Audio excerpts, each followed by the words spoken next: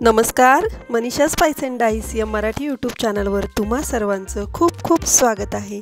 आज आपण पावभाजी एकदम सोप्या पद्धतीने आणि झटपट मोजक्याच साहित्यात आणि जास्त काही असे भांडे पण आपल्याला भरवावे लागणार नाही, तर फक्त कुकरमध्ये आपण ही बनवणार आहोत। चला तर मग रेसिपीला सुरुवात करू।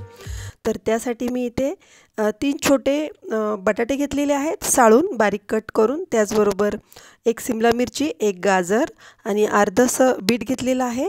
त्याचबरोबर फ्लावर घेतलेले आहे मी 5-6 फ्लावरच्या ज्या पाकळ्या आहेत त्या घेतलेल्या आहेत। बीटमुळे भाजीला खूप छान रंग येतो, तर बीट हे घाला। माझ्याकडे वाटाणा नव्हता, आता सीझन वाटाण्याचा नाही आहे, त्यामुळे बाजारात मला मिळाला नाही, तर मी हे एवढंच साहित्य टाकून आज पावभाजी बनवणार आहे।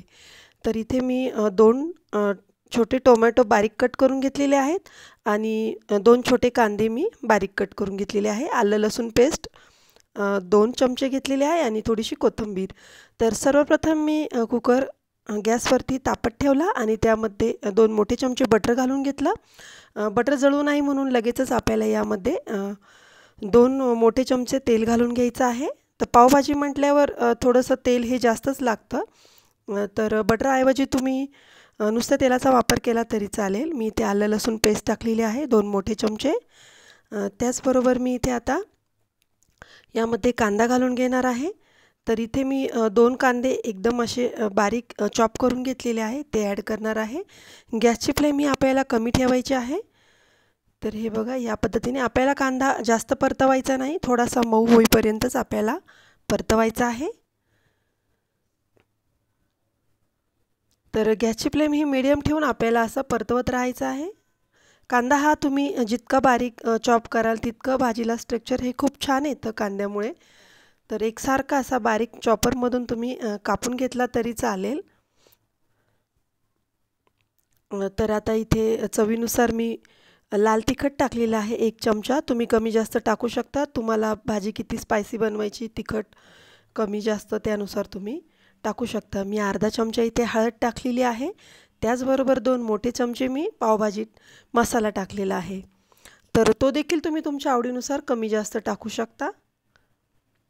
तर हे व्यवस्थित आपल्याला मिक्स करून घ्यायचं आहे। गॅसची फ्लेम ही कमी ठेवायची, नाहीतर मग मसाले जळण्याची शक्यता आहे।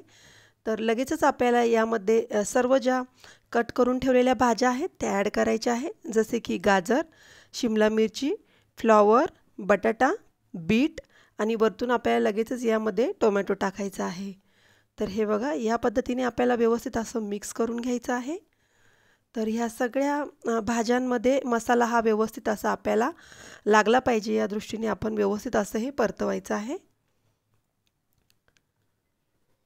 गॅसची फ्लेम ही कमी ठेवून मी हे सगळं असं व्यवस्थित मसाले भाज्यांना लावून घेतलेले आहेत। त्याचबरोबर मी इथे चवीनुसार मीठ टाकलेलं आहे 1 चमचा। आता हे व्यवस्थित असं परतवून आपल्याला यामध्ये पाणी ॲड करायचं आहे। तर भाजी ही जास्त पातळ पण नाही आणि जास्त घट्ट पण नाही, तर तुमच्या आवडीनुसार तुम्ही तसं पाणी टाकू शकता। मी इथे 2 वाट्या पाणी ॲड केलेलं आहे।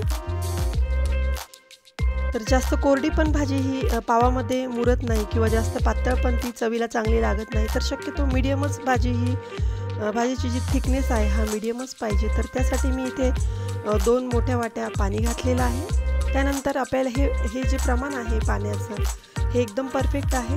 त्यानंतर आपल्याला यामध्ये पाणी टाकायची अजिबात गरज नाही।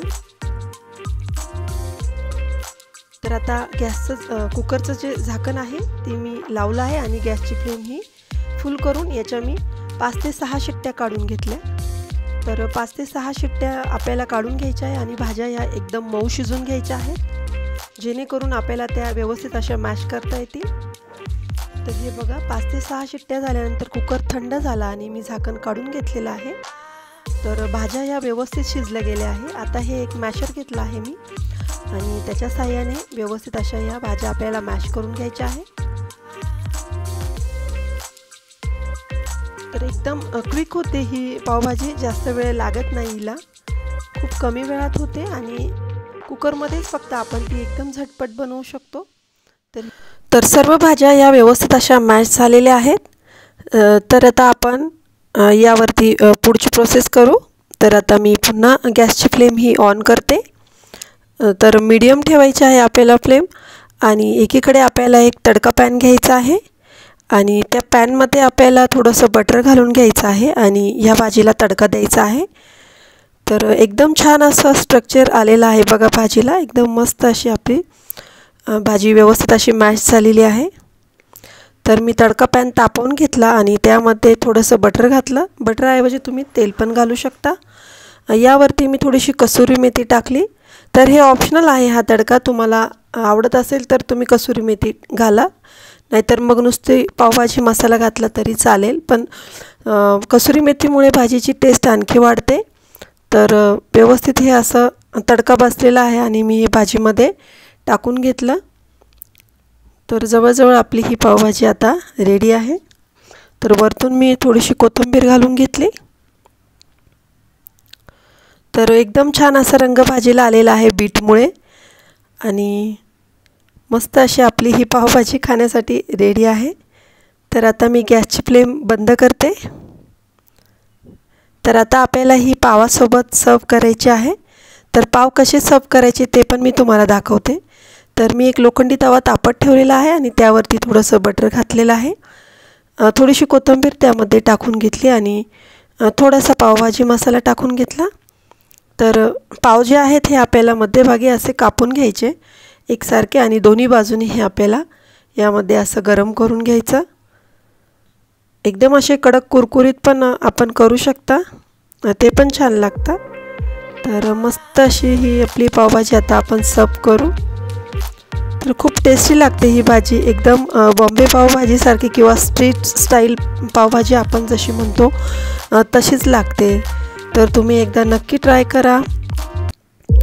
खूप सोपी आणि झटपट पद्धत आहे। वरतून कांदा कोथिंबीर टाकून आपण ही मस्तपैकी एन्जॉय करू शकता। तर तुम्हाला माझी ही आजची रेसिपी कशी वाटली मला नक्की कमेंट बॉक्समध्ये कमेंट करून सांगा। माझ्या चॅनलला सबस्क्राईब करा, लाईक करा, शेअर करा। तर पुन्हा भेटूया एका नवीन रेसिपीसोबत। धन्यवाद।